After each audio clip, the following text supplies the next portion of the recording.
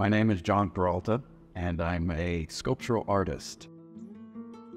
I typically work with older antique vintage machines because I really enjoy and appreciate the design and engineering that's gone into them.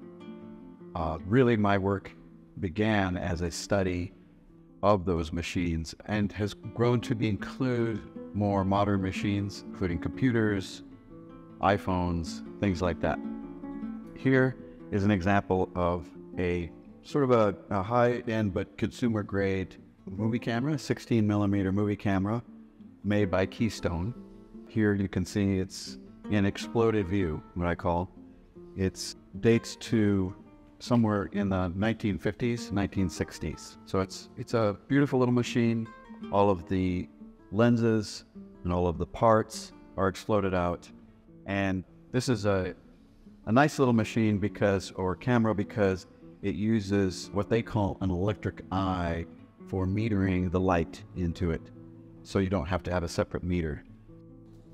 This piece is a pair of Lemaire French-made opera glasses from around the turn of the last century, so early 20th century.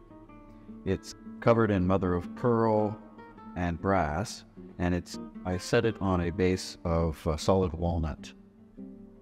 In this piece, I did it a little differently.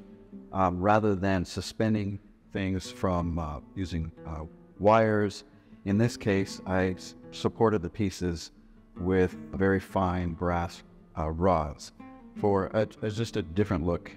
Because of its size, it's nice to be able to look down on this piece.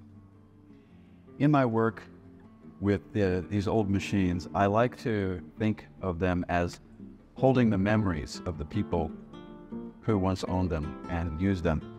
This one is a Remington portable typewriter from around the 1920s.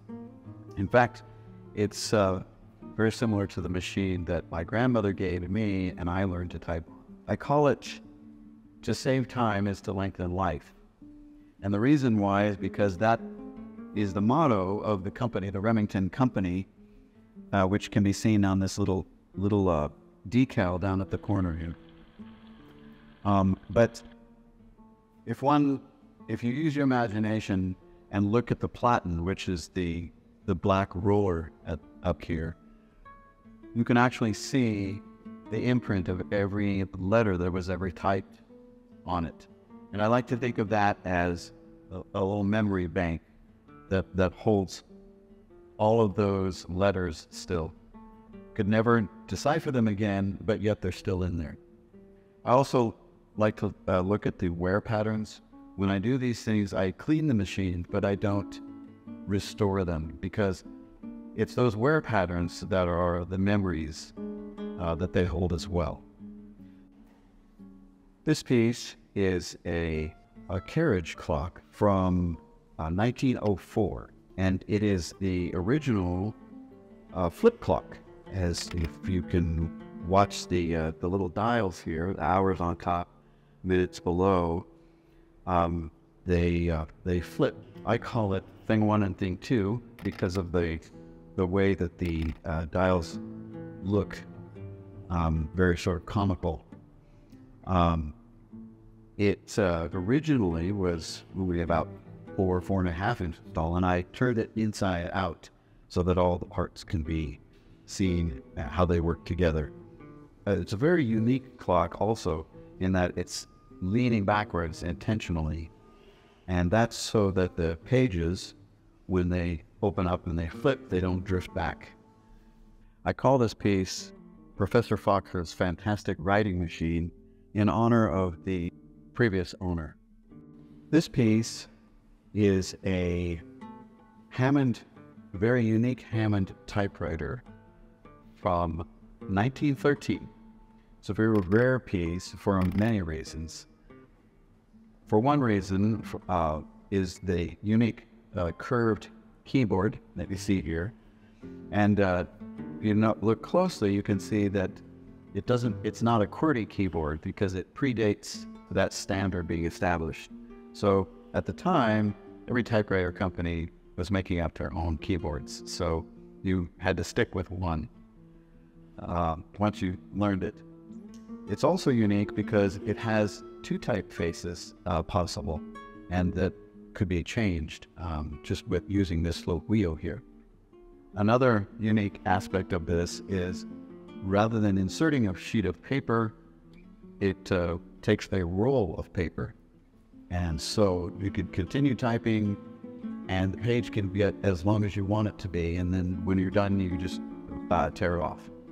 And also another really unique feature of this is rather than when you press a key, rather than that key striking the paper through the ribbon, instead there's a little hammer on the back that strikes the paper from back and presses it through the ribbon into and against the typeface here. This piece is a Singer sewing machine from 1941.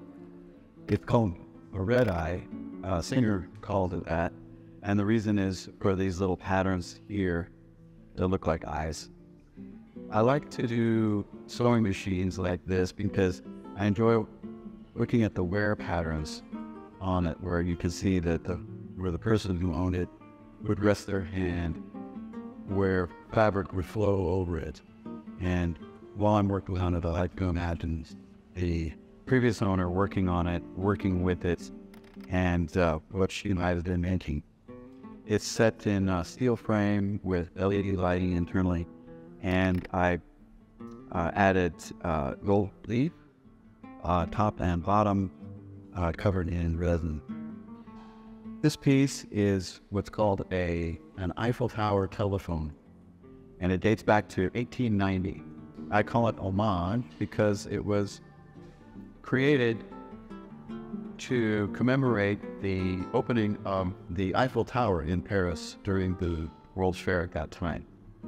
And you can see by its design how it's suggestive of the Eiffel Tower. It also has another name, which is skeleton xylophone. But it's a unique and extremely rare and beautifully designed. The handset is up here. Of course, it's exploded out now. It has this little hand crank, which would turn this magneto. It's set between these. The legs are actually very strong magnets.